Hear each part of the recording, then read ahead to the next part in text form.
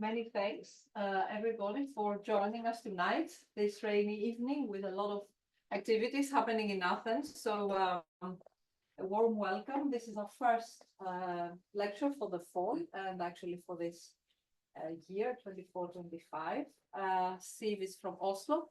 Dr. Zafiriadis will officially present it. On behalf of the Institute, I would like to tell you, for those that are not that familiar with the Institute, that we have an updated version of our leaflet with all the activities. Maybe you know that things have changed since 2021, and the Institute is like a research infrastructure for Norwegian academics here in Athens. So this is a big step towards bringing together the communities. So feel free to get the information. Enjoy the evening and look us up on the social media. YouTube is uploading. We upload all our lectures. So enjoy. And welcome, Siw from Oslo. Thank you for joining us. Good afternoon, everyone. So sticking to our mission to support early career scholars, we're pleased to introduce you Siw Bjørgen, an archaeologist and former recipient of our travel stipend. Actually, you're returning. Siw holds a master's degree in archaeology from the University of Oslo and is currently conducting independent research with a focus on Greek and Roman antiquity, hydrology, and the Norwegian Middle Ages and Reformation. Siw has worked as an educational guide at both the Norwegian Maritime Museum and the Cultural History Museum, and also Cultural History Museum in Oslo. She has also participated in several archaeological fieldwork projects, including one with the Danish Institute at Athens, at Calydon, and the project of the Museum of Cultural History in Oslo. Beyond her museum and excavation experience, Siw served as an editor-in-chief of Nikolai Archaeologisk Tidskrift from 2014 to 2016. Today, Siw will present her research on the depiction of fountain houses on Greek vases. By examining these images and their connection to real-life structures, she offers fresh insights into everyday life in ancient Greece, specifically through scenes depicting the routine task of fetching water. So please join me in welcoming Siw. Night.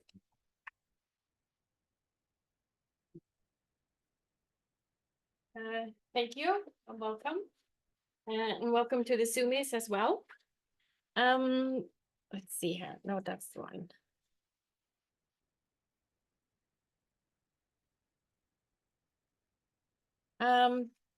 So yeah, he already said that. So I did complete my degree in January 2022, and I studied at the University of Oslo, where the degree is 60 study point, and you finish it usually over 2 semesters. I took a little longer. I had some delays, so that's why I'm here now. I received it in 2016, and now I'm here. So a bit shortly about this lecture. So it's Greek fountain houses. Now, fountain houses in vase paintings had a very short period of popularity, and usually it's attested to, the Pisistratidian rule and so forth. But in my research, I found that it might be perhaps something including it, because several have also suggested that that connection isn't that firm. So that's what I looked at. Let's see here. Oh, there it is. So I made a selection of images of fountain houses and the people and the context, focusing exclusively on those that depicted what may be determined to be everyday people. So no gods, no deities, no mythical creatures, nothing of that sort. And everything that is understood to be everyday people. So that was my focus. For the purpose of this lecture, I've had to exclude some materials. So not to make it really long, otherwise I'll just be standing here reading my paper and you don't have time for that. So that excluded materials are some of the vase shapes in the images, and the text materials, and some supplemental materials. So an overview of the lecture is like this. So I have a little prologue, an introduction, analysis and discussion, summary, question section, and a little epilogue before we, well, that should be the other way around. But anyway. And so when it comes to doing a master thesis at the University of Oslo, it's not just about proving that you can do research or learning to do extensive research. It's about learning to do research. And for myself, I have to say that, yes, I did research and it was a lot, but I also learned a lot about doing research because I feel, in my experience, my thesis was nothing but endless hurdles. And that's hence the title, 9 Steps Back, but we'll get back to that. Yeah. So the learning and the research is kind of connected, and perhaps that's with everything, but maybe not. I'm not sure about that. First, I'd like to mention my initial idea for a thesis topic. It was actually something completely different. I wanted to do, because the Museum of Cultural History has a big collection of artifacts, and I've been to that and I saw how much they had, and I was like, well, I want to do maybe something from these artifacts because they should get more attention, because to see what they have. And then they closed it. And then it would be unavailable for the duration of my degree, so I couldn't do that. And then it took a long time to get to something, and when I finally got to this, I thought it was like, oh, it's going to be this, and then it was like, nope, can't do that, you have to do this, nope, and so forth and so on. So, and I think especially I want to mention here early is that some of the challenges was finding sufficient source materials, or when you find something and it's basically a dead end, it's like it doesn't lead you anywhere. Or as I will often learn is that this person references this book, so you go to that book, and this person references someone else, and then it's kind of a little bit of a circle. So yeah.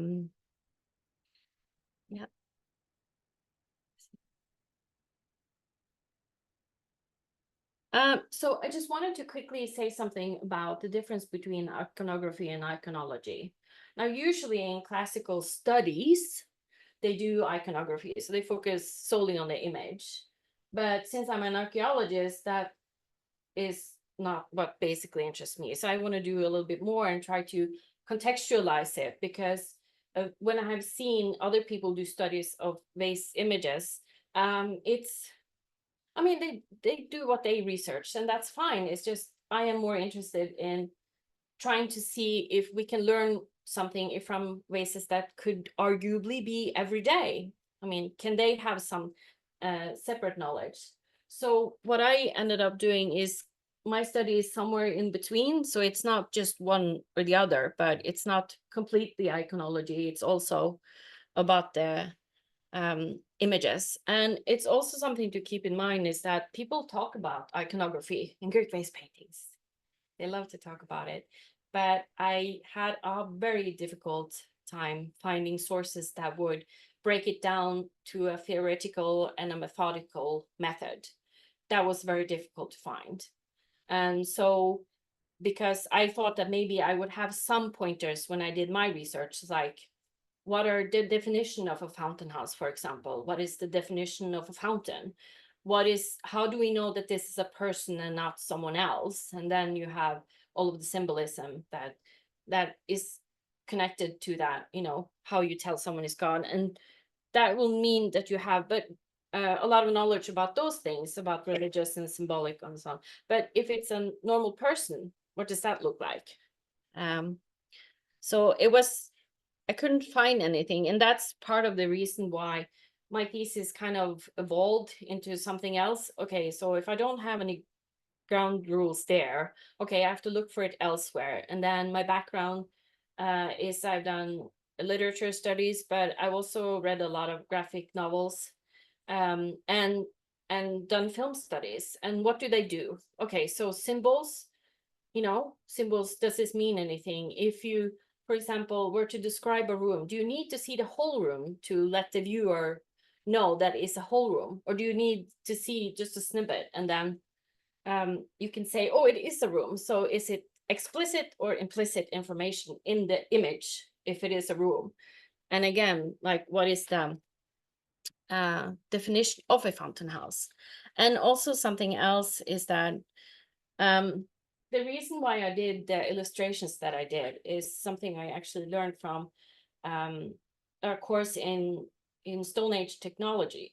When they do research on the stone materials, often they will use illustrations instead of photograph, because a photograph gives you every detail. But if you just want to study certain artifact, certain features of it, it's better to have illustration that limits what you focus on. So that's why I found it also very beneficial to remove all the noise and focus on only including features that I'm actually studying in the illustrations that I've made. And also, before we go further, an academic disclaimer. Now, some of you will see at my material and see this is a lot. Just know that I know that. I am aware it is a lot, but I will get back to that later on. And I think I just want to quickly also just emphasize that the reason for me for doing a broader, including more iconological aspects is because I'm an archaeologist. I think oftentimes, I remember as a new student, I found it confusing that there were talk about classical studies and classical archaeology. And sometimes I would think that they were the same, but they are not the same. They can be the same, but they are not necessarily the same. And that's why some research that can be described as classical studies will not have all the detail and the method and the theories that an archaeologist often is obliged to do. So that's different there. So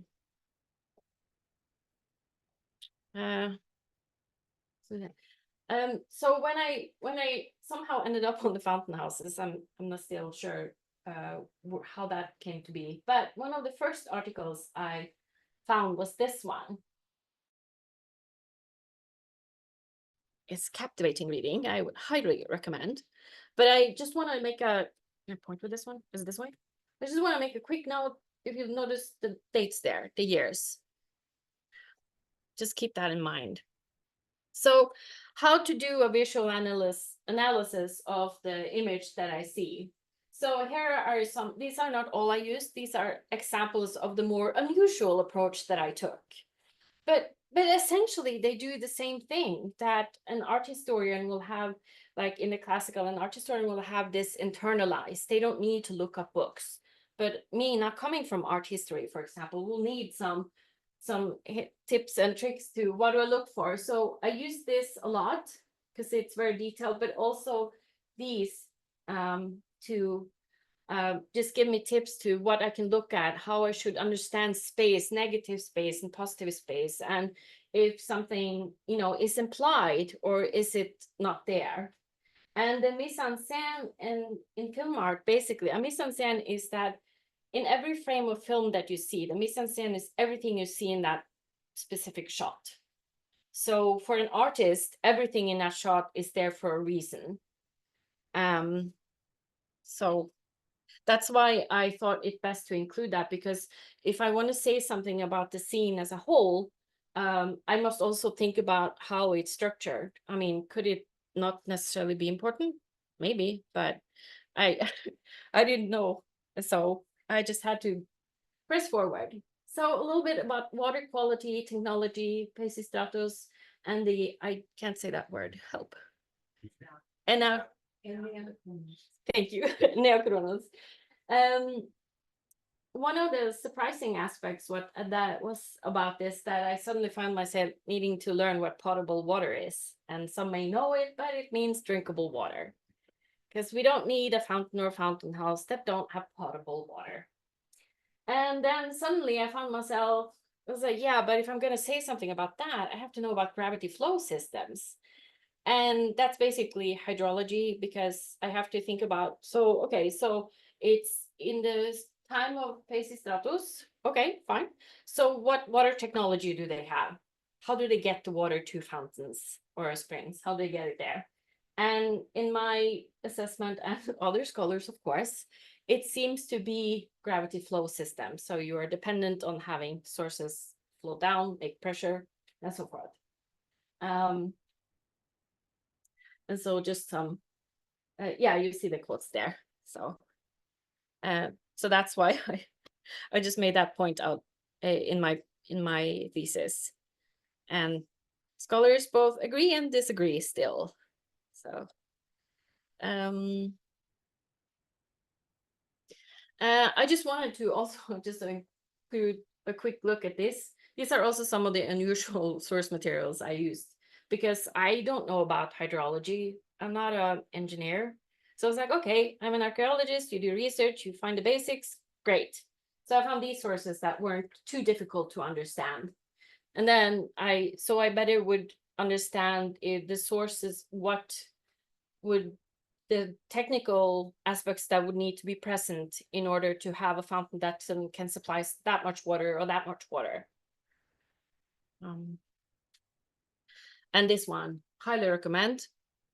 Would recommend that one. It's very good reading too. They have a lot of different articles that were very helpful to me. So in this section, this was a very difficult part, both in the thesis and here, because I'm making a definition of a fountain house without really knowing what my former scholars have decided is a fountain house or not. So I was like, okay, I make an educated guess, and if they disagree, then tell me, please tell me, because I couldn't find anyone saying when we, and what I mean by that, what I try to say is that when we say that this is a fountain house in a vase painting, it must have these features for us to say that it is a fountain house. It's something else. And I couldn't find that. So in this section, that's why I have taken like the material and the discussion comes in this section too, because it was difficult to pull them apart specifically and talk just one about the other. And so sadly here I have show us over the webpage link, but if you're more interested in the BC Archives pottery database, you just search on the internet Beasley and pottery, and it will take you to the correct website. And they have free access to every single item that I've ever had any contact with. They will have registered here. And what I did for my thesis was that since I don't have the time to go and see every pot, so I can point to this one. So I selected everything that has images, and I use that as a foundation to look for things. And I used, okay, I was just gonna, so I used, sometimes I would use this database, sometimes it's the same one, but the search features are a little bit different because I just wanted to make sure I had, oh shit, coverage, sorry.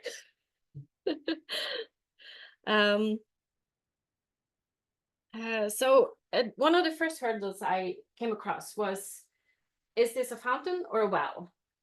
And sadly, I don't recall which base image it was that gave me this conundrum, but I think this is a very good example of it, because I can prove it's difficult. Now, in Beasley's book about the vases, he says that this is a fountain. In the BC database, it's listed as a well. So at some point I decided I had to look at wells and cisterns too, just to make sure that I didn't have something that was either misclassified or something, or for whatever reason. Because I can tell you, having worked with the pottery database since 2016, that they do update it regularly. So now you have more concise search words, terminology. So I mean, it could be that they will change it, but it's just something that I learned that I might have to expand a bit. What my definition is, just to make sure I didn't miss anything that could potentially be important. So yeah, so this is just a quick, you don't have to read that. But essentially, when I first did the search, I had 246, this is very important, search results. And then after all the exclusions that I did, based on mythical figures and so forth, supernatural elements. I was left with a total of 89 search results. And after the black figure, red figure, this was the division of them. And all the date ranges are the ones used in the BC database, because I am not at all qualified to make those assessments. So I've used the ones that they have provided, even though it's a very big year. That's just what we have to work with. So we do the best we can within that.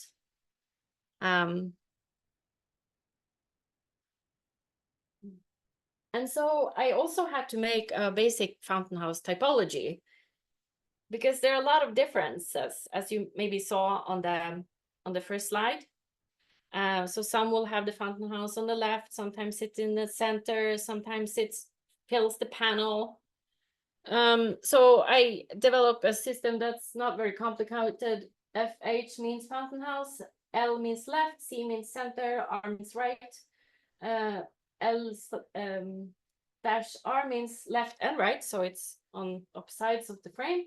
And the LCR means it fills the frame or the panel. So, yeah.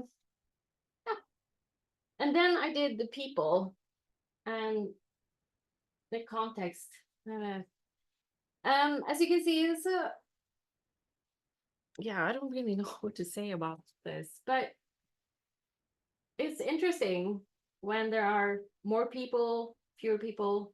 So all of these numbers was just basically me looking at the images and counting. It's like, how many have this many people? And then deciding, again, as part of the thesis, is learning how to organize and classify data. It's like, okay, so how do I order it? So I did, in the end, I decided I just have to do it like this, because otherwise, what would be accurate for one side would be wrong for this side. So I just decided to do it this way, just to show fully the total of them, the differences in it.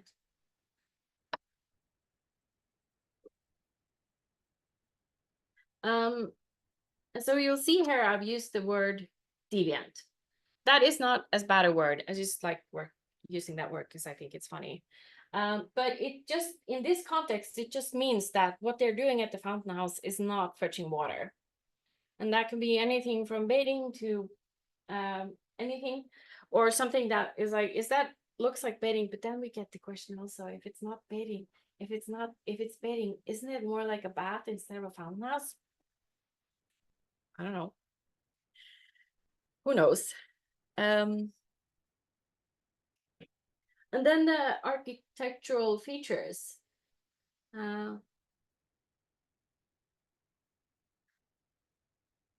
Yeah.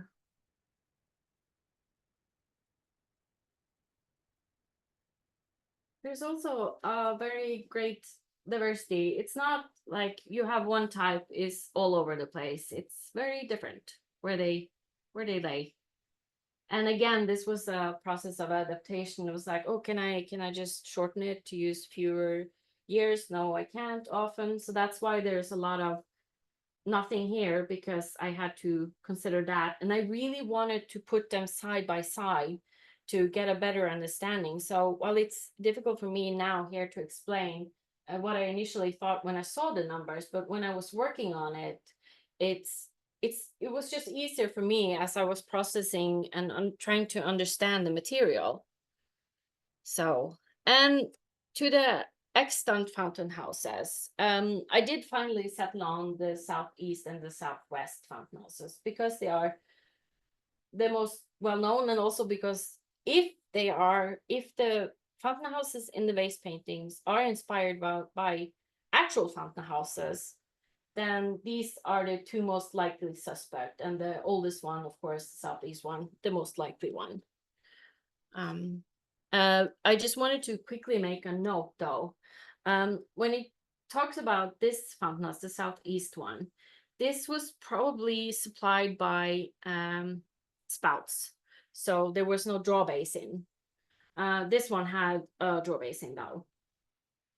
And that's also, in images you can see they're all bases under spouts, mostly. And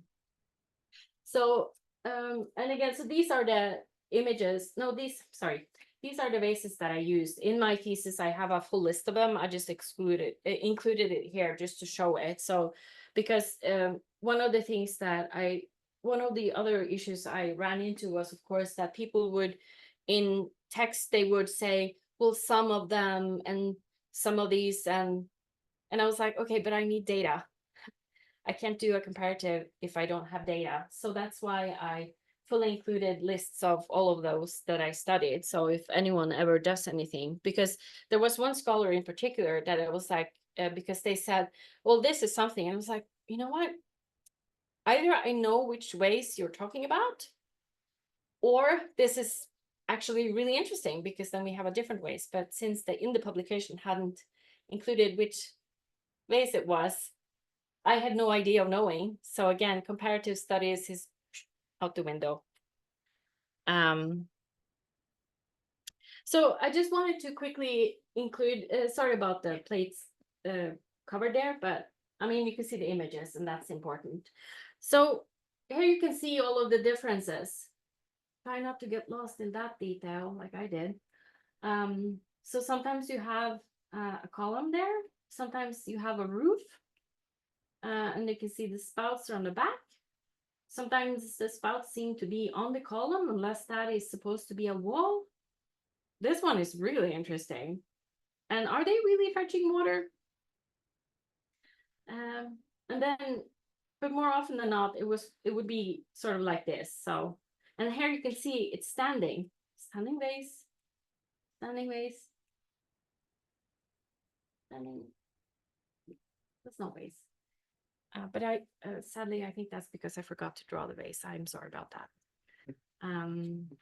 But in my thesis, as you can see, all the vase numbers are included. So if one wants to go and see the image, it's just you go to the website, you punch in the vase number, and you search it up, and you can look at the photos there.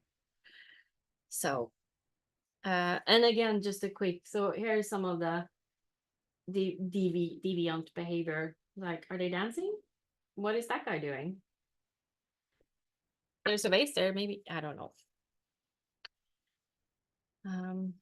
So here's the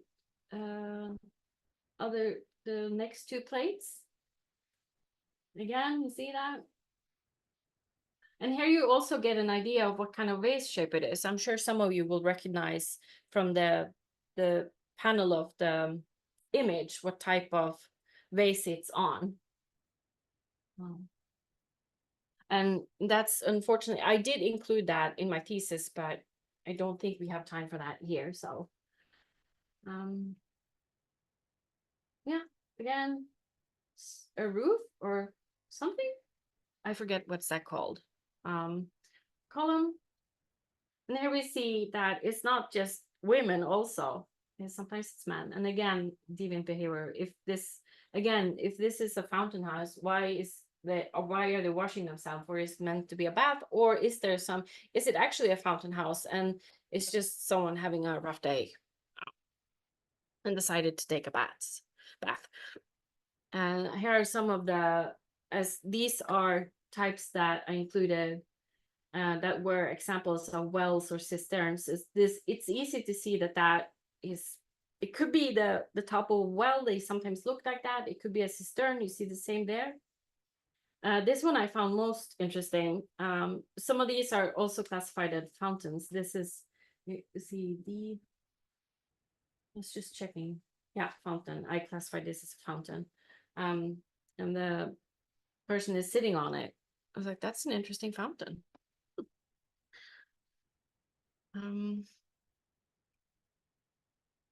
So like I mentioned, I had it was difficult to feel confident in the definitions that I was making, because even though some of them made very logical sense, because I didn't have any sources that could, explicitly tell me, we say that this is a fountain or a fountain house based on these, factors. This must be present. Since I didn't have that, I felt like I was big, but it was very difficult because at some point I was just thinking, okay, but you just have to make a decision. So you have to say that what I define as a fountain house is that these things must be present. And by present, I don't mean I don't need to see them, but they must be at least implied. And I think, and that is exemplified best by this one, which is actually one of my favorites. I'm just kidding. I love all of them.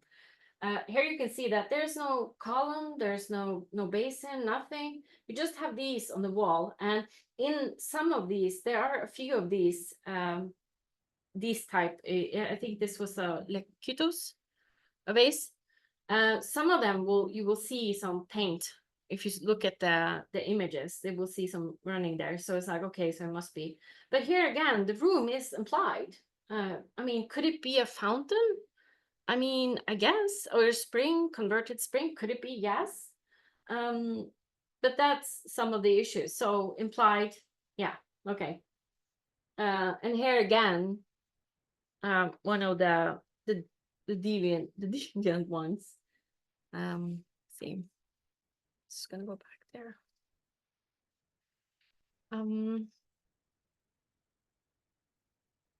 So I did discuss this in this section, in the material section as well.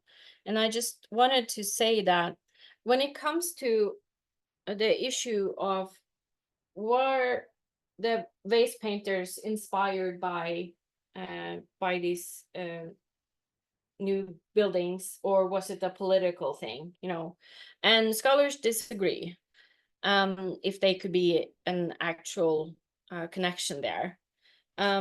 Like, for example, Thompson and Wycherley in 1973 disagree with, for example, no, Glaser disagreed with Thompson and Wycherley that they could be an inspiration, but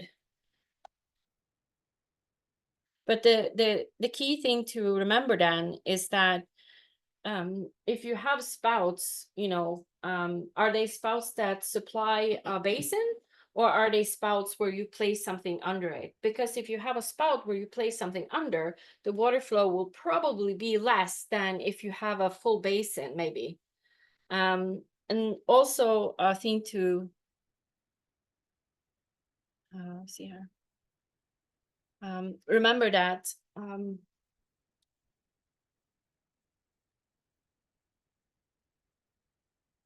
yeah, sorry, I just have to take a moment.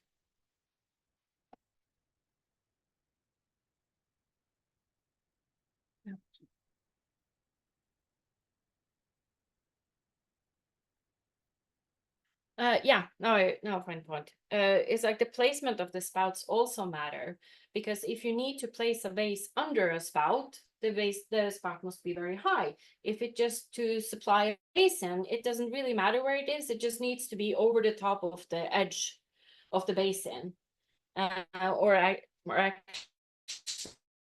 some would maybe probably be under if they needed to maybe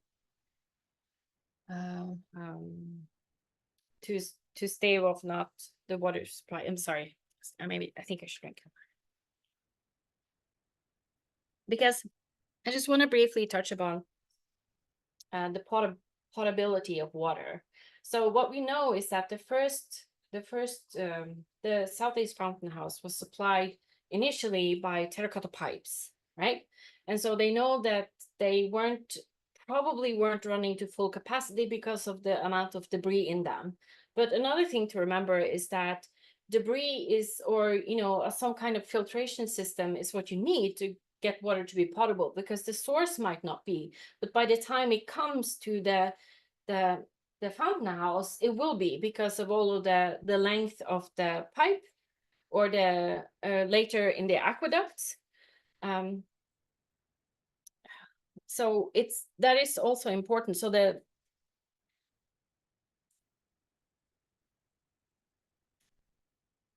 filtration system, because they didn't have filtration system, but they knew enough about it to understand it, at least. Now And one of the things I want to mention here is, again, could this short period of popularity be because this was a newfound technology? That's at least my hypothesis, because we all know that humans love new things. And, you know, it would have had a great social impact as well. I'm just gonna, hang on a second, I'm sorry.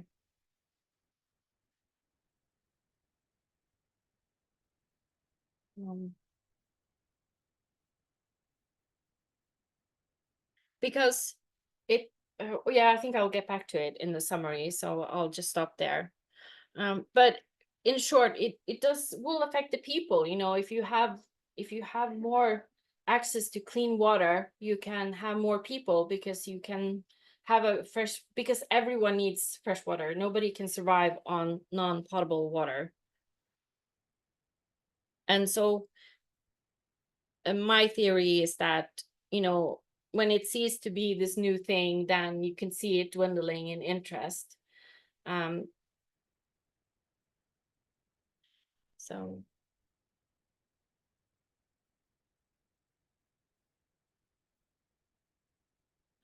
yeah, this is, I'm sorry, my notes were a little messy. So there is some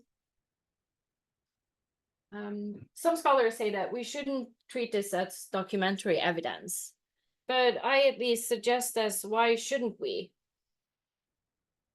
I mean, is it possible? Maybe.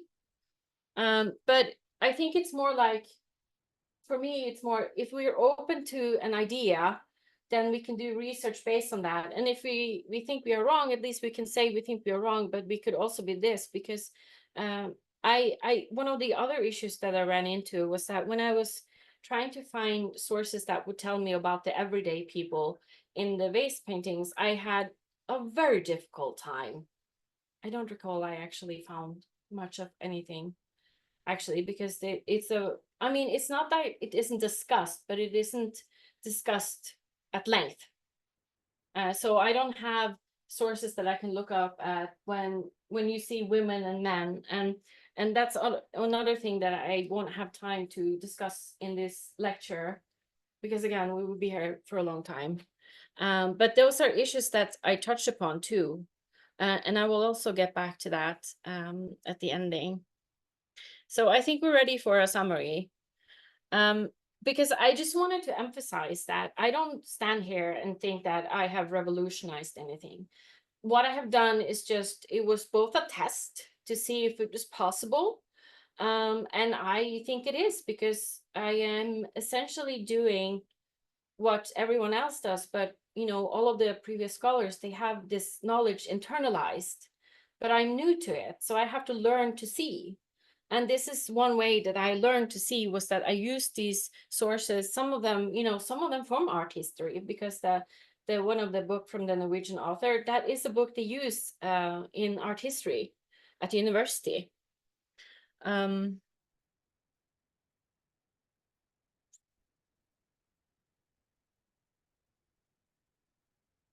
So I at least find it plausible that the images could be inspired by the Fountainhouses as this new technology that came. And separate researchers agree with me. I mean, they will not explicitly discuss it, but they do mention the social impact that it would have had.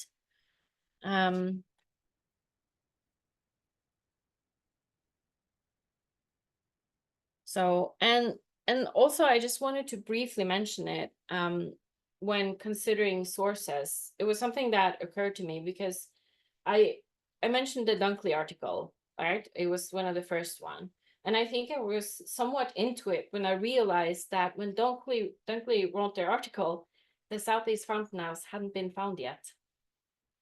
It wasn't found until, what was it, 1950s, if I don't remember incorrectly. I could, of course. Yeah, not 1952. So some of the sources I used was from 1935, like Dunkley, and one by Orlando from 1916. And they also discussed fountain houses, but they did not have the Southeast Fountain House yet, and it did not have the Southwest Fountain House yet. And that was, I mean, maybe some people will be like, well, that's really obvious. Well, it was, I mean, they are often cited, you know, in literature, they will be cited, but what is the actual impact of it, of not considering what year someone writes their articles when such a monumental piece of physical evidence has come to light.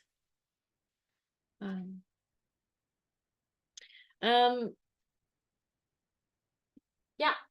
Oh, yeah. I did not learn all that I thought I would, and I learned things I wouldn't even have imagined that I had to learn. I guess that's maybe the what research is, but I'm not sure. I haven't done that much research yet. But it was this is my thesis. It's unfortunately it will be locked because I am trying to figure stuff out, so it's locked, but after this date it will be fully open to everyone. And it is available at, as you can see here, if you just write duo and uyo, it should you should find it. So it will also be searchable at the library, but as of yet I'm still trying to figure it out, because I think one of the things I will get more bias and see if I'm missing something, so I don't talk ahead. So to me, it was also about challenging perception, both my own and what other researchers had, because I was also surprised to see that they haven't studied what I have studied at length, but the odd comment here and there would confirm some of my own thoughts, or be like, well, yeah, that makes sense, and I agree with that. And so I think I want to just try to read this, because this is a very important point that I want to make. I do think an argument is present for a more systematic study and classification of these images and the vessels themselves. But I do have a much greater understanding for why this material very often becomes selective studies, as Lewis, in her publication of the Athenian Woman, describes. Because I remember when I started, it was like, yeah, but you just pick a selection and you study it. And then the amount of information in the vases, and then when you try to contextualize it, the amount of information about the vase shape, is an open and closed shape, what type is it, when was it made, is it black figure or red figure? Because the only thing we know is that the context for these vases are utterly lost. I mean, for some we know, but for the painted vases, we just have the vase, we have no context for it, like no physical context for it. So we have to make do with the images and the vase shapes and what we know, and so we can maybe connect it. So what I take from it is that I do understand profoundly why people do selective studies, because it's a lot of material, and the more you study it, the more you realize that you have to work more with it. And what I often, why I had to very often diverge, was that I realized that if I want to say that, I have to take some steps back, and then I have to go the other way, or I have to find research, or I need to do research to do research. Because I can't really discuss this if I don't have any sources that will, you know, provide some academic, that can add some academia scholarship research to it.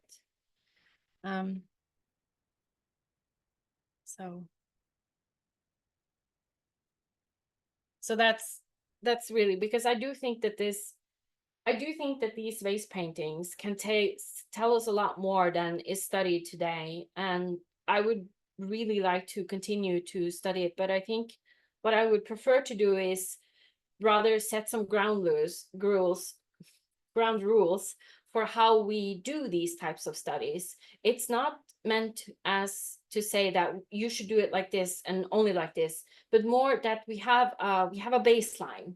We have a baseline of a study, because I feel like if I could do everything all over again, I wouldn't do a study of the material. I would do a study of how to do a study. I would try to develop a method for it, because that's a thesis in itself. you don't actually have time to look at it, because when you do, you see the amount of information in them. So so to the 9 steps back that I briefly mentioned before, that's what I felt I did a lot. So I take 1 step forward. I was like, this is a good place to be. This is good. I'm moving forward. I don't have that research. I can't find that research. Please tell me this research exists, because I really need it. And then you can't. Okay, so take a step back. And then you try to find more, and then you can't. Another step back, and so forth and so forth. And then I remember when I was writing my thesis, I was like, yeah, it's enough. 1 step back. No, that's not enough. A 2? No, still not enough. And then I settled on 9, because I think it's very fitting for Anachronos. So where would I sum up my thesis? Well, for every step forward, however small or grand, ultimately I would need to take steps backwards. I would need past research materials that did not exist. If they do, I couldn't find them. Please don't tell me here if they exist. Don't send me an email. And a number of people have helped me, librarians, scholars, just people in general, students. So 1 step forward, yeah, but a few steps up to as much as 9 back.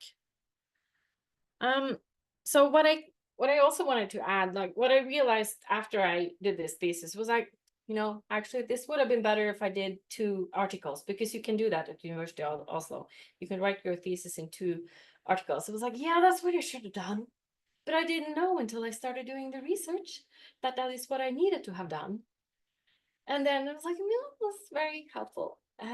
But also, again, a profound learning experience, I would definitely say.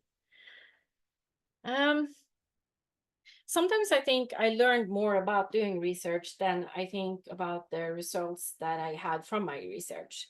But whatever I decide in a moment, it's more like, no, it's 50-50. It has to be, because the doing it and learning to do it is so connected, because as much as I used things from what other scholars do when they do iconography, I didn't have like a playbook I could follow. So I can't go to a book about one of the big ones and say they have a list in their book. It's like, this is how you should do it. This is how you interpret images. Their approach is very often qualitative, and me not being a scholar of Greek, having a lot of courses in Greek mythology and languages, I don't have that kind of knowledge to, when they look at an image, they know exactly what it is because they know all the symbols. Me not coming from that, I don't have that. So I need to learn it to see in a different way, or at least have some sort of information that can say that when you see this symbol, this means that. So, and I just wanted to say some final thanks to the Institute for awarding me this scholarship, and to the scholars, friends who are scholars and librarians and people who have helped me on the way, and to all the scholars before myself, for doing the work that they did, especially Beasley. I mean, would I even be here if not for him? And especially also to the Beasley Archive Pottery database and to the CARC for making the database publicly available. You don't need to be a scholar to look at it. Just go to the website and start looking at Greek vases, is my suggestion for the weekend. And also to the audience here today, thank you. And to the Zoomies, thank you. Yeah, thank you. Thank you.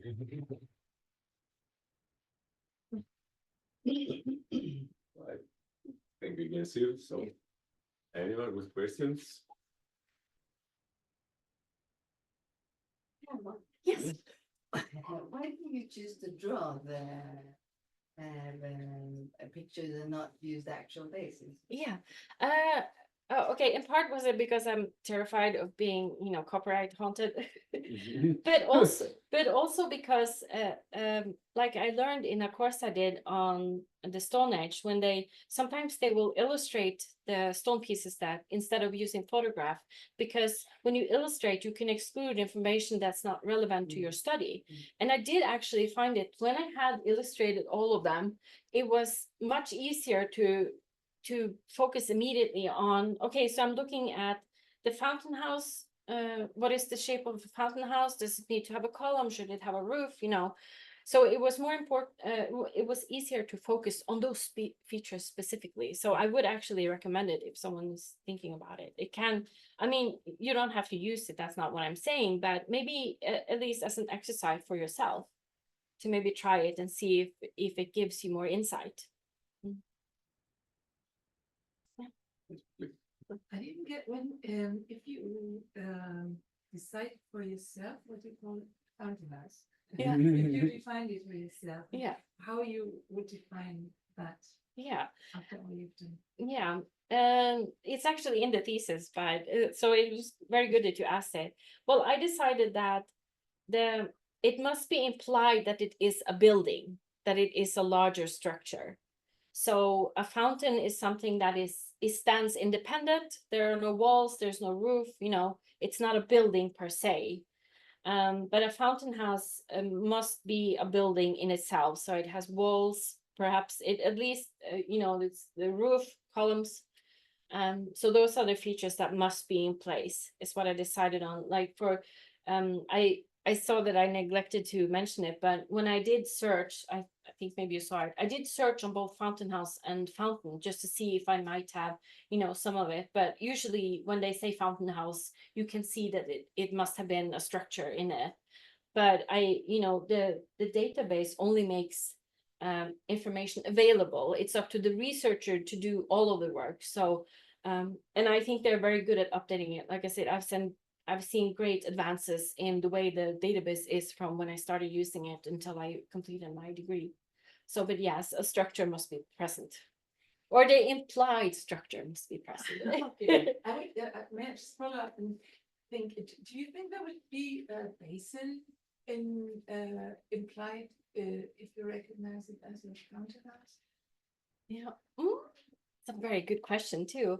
I saw that I hadn't included it, but it was so difficult to select the vases that I would use for my study. But actually, in a very few of the images of fountain houses, you will see a vase that is below the edge. So, most of the vases we saw here were standing on a plateau, but in some images, very few of them, you can see that the vase is submerged. So you only see the top of the vase. So sometimes, like for if there's no ways, like with the man with the horse, I know that was, but there was one where there might not be a vase present. I don't mean the one that I forgot to draw the vase, but there were some that there weren't any vase in the image, and then you can argue, like, is it because it's in a draw basin? And again, I couldn't find any research on it, and this is what I say when I mean I wanted to try to contextualize it, but then I realized that, you didn't need to do all of that. You could just focus on the fountain houses and then you could just do that. But so many people write about the fountain houses too. I was like, yeah, but could I really make a thesis of it? I don't know. So I hope that answered your question. If not, let's just again try. Yeah. Thank you. So I think I have like one question on the methodology. Yeah. Of fountain houses.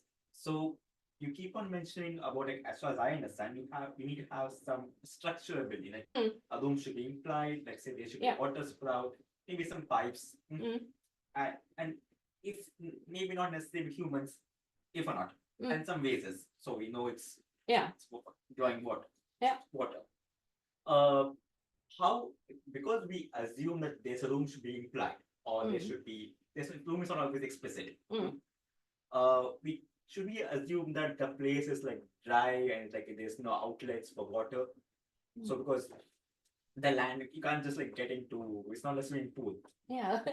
I think I understand what you mean. No, if you look at the the one in the Agora, which I would recommend because they have been researched a lot. They did have like overflow canals, or so excess, in one where they get the water from the fountain, where you don't have a heavy water flow that needs to be, can be small, so you can have smaller pipes. I think in the southeast they had like a network of pipes, smaller pipes, one larger, but the southwest one had aqueducts, so it was much bigger. But again, they had aqueducts for the surplus of water, so they used it for irrigation or similar or other things. So it was a full plan of what they did with the overflow water. And I think a follow-up question, because we're talking about irrigation and how people use the water. I noticed that you mentioned many deviants. Yeah. So these deviants do stuff like carrying water, or like some as a horse or a dog in the water. Yeah. As an example. Yeah. So would we consider this as like part of the fountain house, because like our activities for fountain house, because you wouldn't necessarily bring a horse. It's not it's not like a forest with like a natural crystal clearing, like how the fictional stories, like you don't have those things. Okay. It's a fountain house for using irrigation. Yeah. In maybe like sit with chat and do stuff, maybe a social context perhaps. Yeah. But horses or Yeah, I'm glad you mentioned it, because I did write it down, but I don't remember where I put it. But one of the things that I mentioned was that it's plausible to say that if you have, because fetching water is something that they needed to do and still do in parts of the world. But so it's a task. But when you have this fountain house where you can supply water to many, where people converge, so now you have a social context. And it's not unreasonable to assume then that things get a little crazy on days when the heat is perhaps a lot, or so it's like any street corner anywhere. Life happens, and then someone acts out a bit, and so someone jumps into the basin. That's actually really bad, but I mean, that's what I thought, that maybe some painters would do this to express that sometimes things get a little crazy at the fountain house. I mean, I sure think it's funny. I don't know if it's accurate, but it amused me greatly to think about it, because it does make logical sense considering humans. So, yeah. Any other questions? I can ask one. Other questions? maybe it's the last. Like I had like a small thought when you discussing the entire presentation. So you mentioned at the very start that you're not focusing much on like some mythological aspects, the deity aspects of let's say how fountain houses are used. Yeah. But when it houses, it kind of reminds me of the story of Achilles and Priam's youngest son. I don't remember the guy's name. Not. I don't know at all. Important, but it's not. Yeah. I don't remember my head. Yeah. No, but I'm actually glad you mentioned it, because that's something that I was thinking about. And that's why I said that this is just a study of it. Because what I would like to do at some point is see, okay, so we see how is fountain houses depicted with humans. Okay, so what could arguably be humans. Okay, so how are they depicted when they are depicted with the gods? When the gods are at the fountain house. Some people who know a lot about Greek mythology will explicitly understand it, possibly, but have they done a survey of all the vases? Have they done a survey about the vase shapes? Because oftentimes that is the difference between iconography and iconology. Iconography, there's nothing wrong with that. I'm just saying it. There's nothing wrong with it. It's just that I think I would want it to be more inclusive, because I think that the vase shapes could potentially tell us even more. And we already know that. There's so much knowledge about what the different vase shapes were used for. And then when you say, okay, we have the image on this type of way, and then we have the same image on this type of waves, what does that mean? Or what could it potentially mean? I think is the best we can hope for and ask it for. I just wanted to add a concluding remark. You pose a lot of questions. Mm. And you have done a very impressive typology of the. So my thought would be, is it a step forward now? I mean, are you going to use your basis, your material, your classification, all the small numbers and tables that you have created for the next step, which would involve those question answered, like sociocultural context, because it is in the title. So I was wondering, would there be at some point some more concluding remarks on your raw material? And which theory would you use in order to kind of try to answer?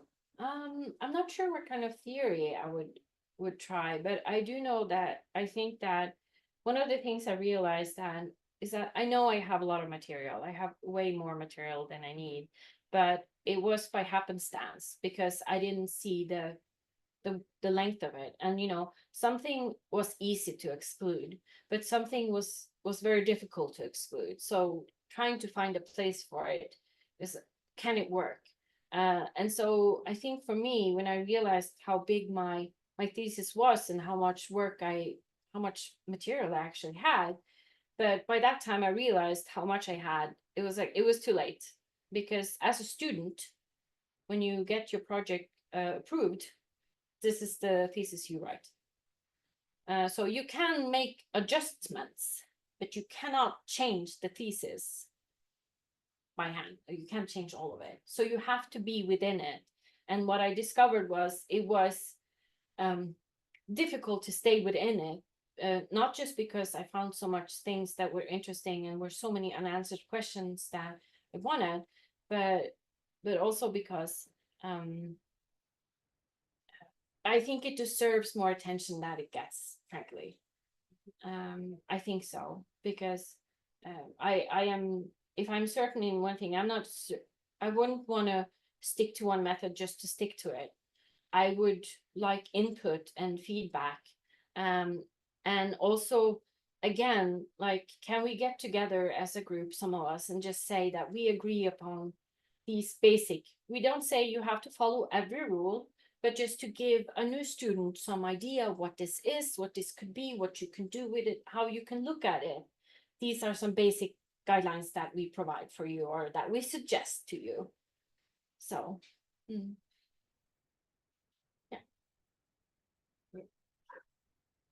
Thank you again, Siw. oh, thank you very much. And we have a small reception, please.